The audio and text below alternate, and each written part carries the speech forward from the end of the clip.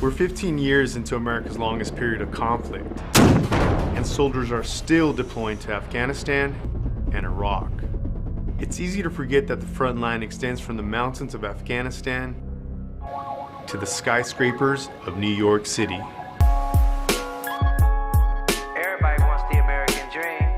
For many Americans, the Big Apple is a place to visit, but for some, it's home. There's smoke billowing out of the World Trade Center. Sean, what happened next? You know, you've never seen anything like that in the world before. It's like the east side, and it blows into the building with the flames. In one day, everything that was New York changed. Hi, good evening. And the threat continues to be a reality. And confusion right now in Manhattan after an explosion in Chelsea. Bad guys only have to be right once. You know, we can be right 999 times, but that one time we're wrong, you know, a lot of people can die.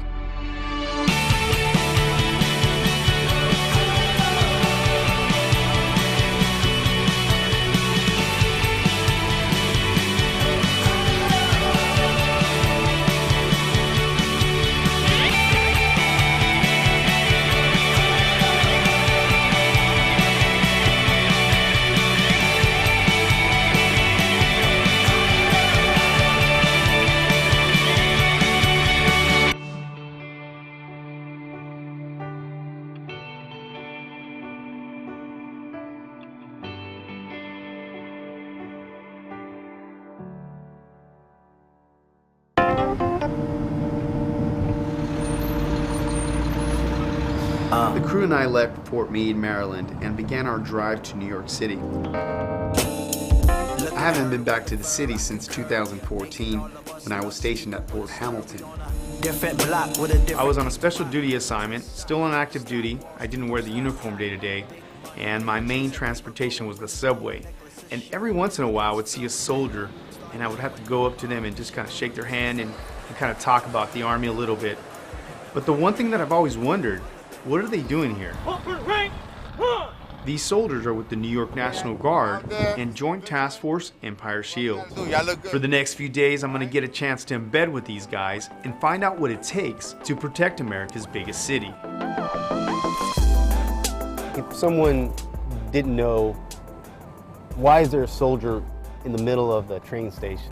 Well, we get that question many times. As we all know, New York City is the #1 terrorist target in the world. It's the financial capital of the world. It is the cultural capital of the world. But we're there to deter and detect terrorism, and we're there at the call of the governor. And this task force works together with other agencies to accomplish its mission. Everybody from Department of Homeland Security, NYPD Counterterrorism, Port Authority Police, Amtrak Police. But we're always in the loop on what's going on in the planning stages and, of course, in the execution stages with our partner agencies here in the city, which is something you would never have prior to September 11, 2001. So, I mean, the advantage is that these soldiers, most of them live in New York City, or are from... That's correct. The vast majority of Empire Shield soldiers either grew up in the city or right outside the city. So they have a vested interest. They're protecting their backyard, their families, their friends, you know, the way of life that they remember. Sergeant Vega, a native New Yorker and former New York City police officer, has been on the task force for 3 years. So again, this is Penn Station. This is one of the main hubs that we patrol here for the Joint Task Force Empire Shield. Yeah, I heard it's one of the busiest places in New York City. One of the busier places in New York City, and the reason for that is from one side of Penn Station you have the Long Island Railroad. All the folks coming from Long Island into the city to come to work, as you can see. And from the other side of the station you have what's called PATH train. Those come from Jersey. How many soldiers do we have on the ground here? Roughly. Every day you have an average between 15 to 20 soldiers spread out through the station. And of course, we're trained that, to look for certain things. Here, if you work here long enough, you know what we call work noise. You're used to a certain type of noise every morning. Like a baseline? Baseline of people coming in. So, we listen for things, we look for things. You automatically hear it, you feel it, and somebody will come and tell you, hey, there's something going on over there, something going on over there. After work, Sergeant Vega invited us to his home in Chelsea, where he lives with his wife and 2 kids.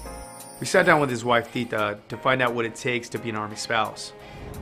When you met him and he told you, I'm in the Army, what did you think? He wasn't only in the Army, he was also NYPD. So you get both worlds, and it's like, okay, so as NYPD, he's in the streets, anything can happen to him any day. And then in the Army, the fact that he can get called to go away any day or any time. So it's kind of nerve-wracking. What worries you? Well, one of the concerns I have is like he's always gone 1 year for a whole month. Out of the year, he's gone a whole month, which is actually happens to fall on our daughter's birthday. So he misses her birthday every year. Every year? Every year. And now that she's older, she actually questions him and says, why can you at least not go one time to spend his birthday with us? So How old is she? She's 11. What do you guys tell her? She understands that he's in the military and that he needs to go for training in the event that, so that he's prepared for any tragedies that may happen. But as a child, you really don't always understand. You have to support them and what they want to do. And I support him 100%. It's just hard on the family. Sergeant Vega and his family are one of many who defend New York, and their backgrounds are as diverse as the city itself. You're planning to do this forever, huh? Until they kick me out. My mom brought us to this country when I was a teenager, and we struggled a lot. And I think that the opportunities that this country has offered me and my brother are endless, and that would have never happened in my country.